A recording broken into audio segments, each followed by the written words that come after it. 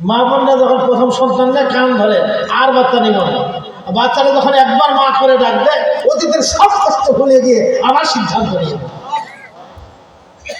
তার কারণ একটি সন্তানের একটি যন্ত্রণা। সন্তান মাকে কষ্ট দিয়েছে, ছোট্টবেলায় তো কষ্ট দিবি, একবার হাত দিয়ে লাথি দিবে, পা দিয়ে লাথি দিবে। আমি দেখেছি মা সন্তানের কথা শোনে না, সন্তানটা মুখ কারো থুথু নিখে দিতে, খালি থুত দিতে আছে, মা বুঝতেছে। এই সহ্য করতে হয় না?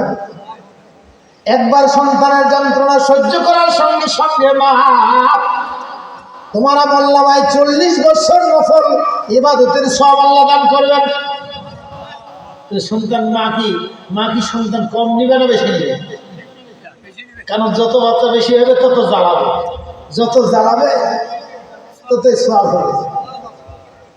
যে সন্তানগুলো আজকে এই ফাউন্ডেশন উদ্বোধন করলো, এই সন্তানটা হওয়ার আগে যদি ওই মা পরিবারের পরিপূর্ণ গ্রহণ করত, এগুলা হইতো আজকে?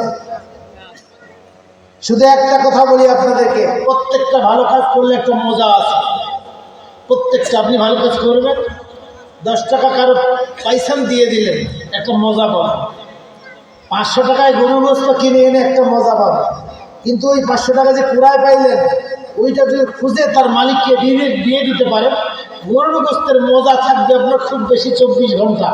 আর ওই মজাটা আপনার মরণের বিছানা পর্যন্ত পাবে। স্ত্রীর সঙ্গে ঝগড়া করে খুব সুন্দর প্রতিশোধ দিলেন, একেবারে বাপ তুলে গালি দিলেন, যত রকম গালি আছে, মানে ঝাড়ু দিলে মজা পাওয়া যায় না? মহিলারা মাঝে মাঝে বলে দিনও খান ঝাড়ু আছে না? ঝগড়া করলে যদি খিচে খিচে বলতে পারে অনেকে মজা পায় না? এখানেও একটা মজা আছে, থাপ্পড় দিতেও মজা আছে, কিন্তু সহ্য করার মজাটা অনেক বেশি, থাপ্পড় খাওয়ার মজাটা অনেক বেশি, তাই ফের রক্ত ঝরানোর মজাটা আরো অনেক বেশি।